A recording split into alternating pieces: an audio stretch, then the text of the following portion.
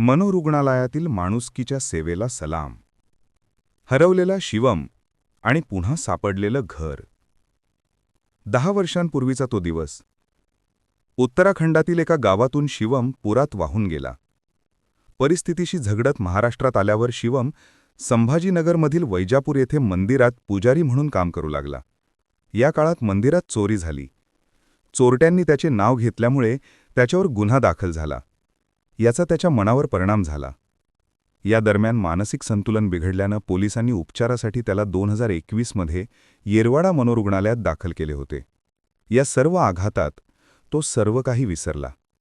नाव, गाव, कुटुंब, अगदी स्वतःचं अस्तित्वही. मानसिक धक्का बसलेल्या शिवमचं आयुष्य पूर्ण बदललं. भान हरपलेल्या अवस्थेत तो महाराष्ट्रात आला. जगण्याची ठिकाणही त्याने देवाचे घर शोधले. पण याही ठिकाणी त्याला वेगळाच अनुभव आला. कोणी ओळख सांगू शकत नव्हतं, त्याच्याकडे कोणताही पुरावा नव्हता. आणि या सगळ्याचा मानसिक ताण त्याच्या आजाराला आणखी वाढवणारा ठरला. पोलीस त्याला उपचारासाठी येरवडा मनोरुग्णालयात घेऊन आले. उपचार सुरू झाले. आणि तेथे सुरू झाली माणुसकीची खरी कथा. 4 वर्षांची काळजी, औषधोपचार आणि मायेचा स्पर्श त्याला याच रुग्णालयात मिळाला. डॉक्टर, नर्स आणि संपूर्ण पुनर्वसन टीमने शिवमला केवळ रुग्ण म्हणून नाही, तर माणुसकी म्हणून जपलं. त्याला रोज व्यवस्थित आंघोळ, स्वच्छ कपडे, जेवण दिलं. संवाद कौशल्य पुन्हा जागं करण्यासाठी सातत्याने काउन्सेलिंग, थेरपी आणि औषधं दिली गेली. हळूहळू शिवम बोलायला लागला. त्याच्या तुटक शब्दातून टीमने त्याची ओळख जुळवायला सुरुवात केली. त्याचे घर, गाव आणि शाळेची माहिती त्यांनी परिचारिका व डॉक्टरांना सांगितली. रुग्णालयाने नातेवाईकांशी संपर्क साधल्यानंतर बेपत्ता असलेले शिवम कुटुंबियांना परत मिळाले. रुग्णालयाने त्याच्यावर दाखल झालेल्या चोरीचा खोटा असल्याने न्यायालयाच्या निदर्शनास आणून देऊन या चोरीच्या गुन्ह्यातूनही त्याला मुक्त होण्यासाठी गुन्हा न्यायालयाच्या आदेशानं मागे घेण्यात यशही मिळवलं. रुग्णालयाच्या समाजसेवा अधीक्षक रोहिणी भोसले या त्यांच्याशी संवाद साधून माहिती जाणून घेत होत्या.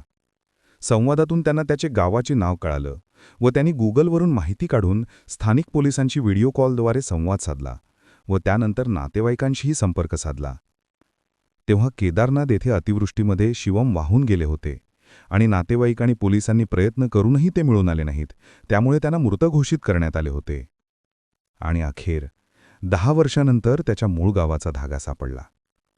जेव्हा रुग्णालयाचे अधिकारी त्याच्या कुटुंबियांना फोन करून सांगतात, तुमचा शिवम सापडला आहे, त्या क्षणी तिकडच्या घरात रडणं, हसणं, अविश्वास आणि आनंद सगळंच एकत्र उसळलं. कुटुंबीय जेव्हा येरवडा मनोरुग्णालयात पोहोचले, शिवमचे त्यांना पाहताच डोळे पाणावले. त्यांनी आपल्या आप्तांना घट्ट मिठी मारली. 10 वर्षांचा वेदनेचा प्रवास एका मिठीत विरघळून गेला. रुग्णालयातील सर्व डॉक्टर, नर्स, वॉर्डबॉय, काउन्सिलर सगळेच या क्षणाचे साक्षीदार होते. माणुसकीचा अर्थ त्यांच्याही चेहऱ्यावर स्पष्ट दिसत होता. कारण त्यांनीच मृत शिवमला पुन्हा जागृत करून पुन्हा जगायला शिकवलं होतं.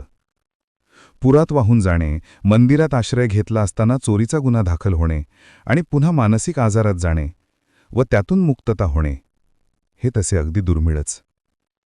आणि हा खरंच पुनर्जन्म नव्हे काय? खरंच त्याच्यासाठी मनोरुग्णालय उपचारापेक्षा अधिक उभारी देणारं, नवजीवन देणारं ठिकाण नव्हे काय? मनोरुग्णालय म्हणजे फक्त औषधं आणि बेड नाहीत. इथे संवेदना आहे, आधार आहे, माणुसकी जपून कुटुंब शोधण्यासाठी धडपडणारी हातं आहेत. शिवमसारख्या अनेक व्यक्तींना येथे पुन्हा जगण्याची संधी मिळते.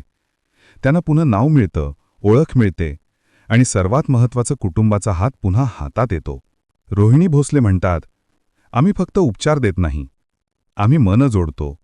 हरवलेली माणसं पुन्हा घरापर्यंत पोहोचवतो. आम्ही कर्मचारी असलो तरी आम्ही एक संवेदनशील व्यक्तीही आहोत, याची आम्हाला नेहमीच जाणीव आहे. शिवमला नवं आयुष्य मिळावं म्हणून आम्ही त्याच्यावर विश्वास ठेवून पाठपुरावा करतच राहिलो. त्याचा हा आयुष्याचा प्रवास आम्हाला जीवनाच्या शेवटपर्यंत मानवतेच्या जगण्याची व माणुसकी जागृत ठेवण्याची प्रेरणा नक्कीच देत राहील. ही कथा केवळ शिवमची नाही, ही कथा आहे माणुसकीची, सेवाभावाची आणि विश्वासाची. प्रादेशिक मनोरुग्णालयातील रुग्णालयात दाखल झालेले, स्मृतीच्या अडथळ्यामुळे हरवलेले आज पुन्हा आपल्या कुटुंबाच्या मिठीत जगत आहेत. कारण येथे उपचारांसोबत मनाशी मनाचा संवादही चालतो. येरवडा मनोरुग्णालयातील माणुसकी जपणाऱ्या हातांना सार्वजनिक आरोग्य सेवेचा सलाम. शब्दांकन राज्य आरोग्य, शिक्षण व संपर्क विभाग, पुणे.